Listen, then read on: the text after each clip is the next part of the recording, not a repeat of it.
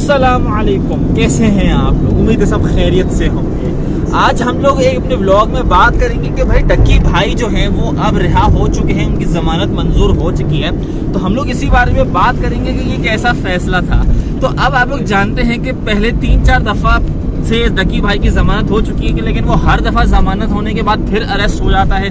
कभी जज का फैसला चेंज हो जाता है, तो कभी कहते हैं कि उसने भाई बैटिंग ऐप को प्रमोट किया है। लेकिन अभी सुनने में आ रहा है कि फाइनली जज ने फैसला सुना दिया कि डक्की भाई ने बहुत सजा गुजार ली अपनी 1-1.5 महीने की जेल में, ये शायद उससे भी ज्यादा, और अब उसको रिहा हो जाना चाहिए।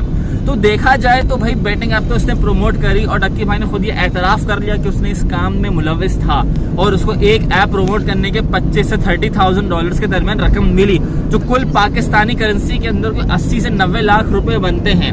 तो आप लोग सोच ही लीजिए कि अगर एक ऐप को प्रमोट करने के उसको 90 लाख रुपए मिले और ये 5 ऐप भी प्रमोट कर ले तो उसके कितनी अमाउंट बन जाती है।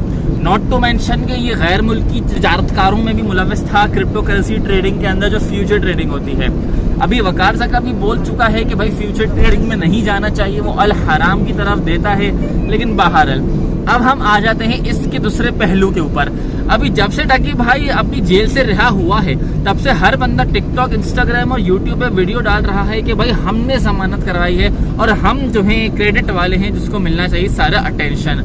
तो बात ऐसी है कि भाई ये सब झूठ है।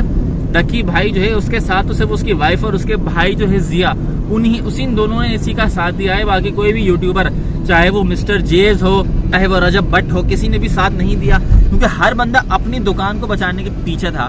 अभी ये जो यूट्यूबर आपको इतने ज्यादा वर्ल्ड टूर करते हुए नजर आते हैं, तो कभी सोचिएगा कि इनके पास इतना पैसा कहाँ से आता है। बहरहाल ये तो थी मेरी फिलॉसफी।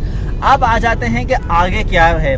जाहिर सी बात है कि डक्की भाई के व्लॉग्स के अंदर हमें बहुत ज्यादा इंथुजियाज्म देखने को मिलती थी और वो उसी एनर्जेटिक स्टाइल के अंदर अपनी वीडियोस बना रहा होता था। लेकिन अब भी जो उसकी रिसेंट तस्वीरें हमें देखने को मिली हैं जिसमें वो रिहा हुआ है, तो वो बहुत पतला हो चुका है।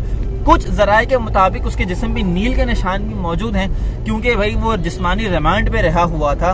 और जिस्मानी रिमांड का मतलब ये होता है कि उसको डंडे मारे जाएंगे उस पे, ताकि उसे सच उगलवाया जा सके। और शायद इसी वजह से उसने एतराफ भी कर लिया कि हाँ उसने ये काम किया है। लेकिन देखा जाए तो हमें एक और चीज के ऊपर ध्यान देना चाहिए कि वसीम अकरम को भी इन्होंने छोड़ा हुआ है। अब वसीम अकरम जो है वो भी तो बैटिंग ऐप्स को प्रमोट कर रहा है, उसने भी 1x बैट जैसे ऐप्स को प्रमोट किया है, उसके भी ठीक ठाक पैसे कमाए हैं। लेकिन शायद ये वजह कि वो ऑस्ट्रेलियन नेशनल है, इसलिए उसको इतनी आसानी से छूट दे दी गई। अगर वसीम अकरम प्योर पाकिस्तानी होता तो शायद उसको नहीं छोड़ते। बाहर आप लोग कमेंट में बताइएगा कि डक्की भाई को छोड़ना सही फैसला था कि नहीं। अब बात आ जाती है कि ये तो एक यूट्यूबर है ना, अभी हमारे पास एस्ट्रोलॉजी की तरह कितने सारे यूट्यूबर्स हैं जो अब एकदम खामोश हो गए हैं। कमिंग बैक कि डक्की भाई को अपने व्लॉग्स में क्या वही स्टाइल वो दे पाएगा, क्या वो उसी एनर्जी और इंथुजियाज्म के साथ व्लॉग्स बना पाएगा। कुछ जरा ये कहते हैं कि डक्की भाई अब अपनी फैमिली के साथ मुल्क से बाहर शिफ्ट हो जाएगा, क्योंकि उसका जो भाई है जिया, वो एक साइकोलॉजिस्ट है और वो भी एक यूट्यूबर है, जैसा कि आपको पता होगा। तो वो भी अपना काम बाहर मुल्क से आराम से चला सकता है। खुद तो वो व्लॉगिंग करता है डक्की, तो ये भी वो कर सकता है। तो अगर ये बाहर मुल्क शिफ्ट हो जाते हैं, मिसाल के तौर पे अगर जैसे हमारे पास यार रामेश है, तो वो अब शायद थाईलैंड में शिफ्ट हो चुका है, मलेशिया में, तो उसकी तरह वो वहां चला जाए। कमेंट सेक्शन में बताइएगा क्या ख्याल है आपका। ये था हमारा आज का व्लॉग। इंशाल्लाह अगले व्लॉग में जो है हम जरा बात करेंगे रजब भट्ट के मुताल्लिक, क्योंकि उसके ऊपर भी बहुत ज्यादा हमें इंफॉर्मेशन देखने को मिल रही है। शुक्रिया।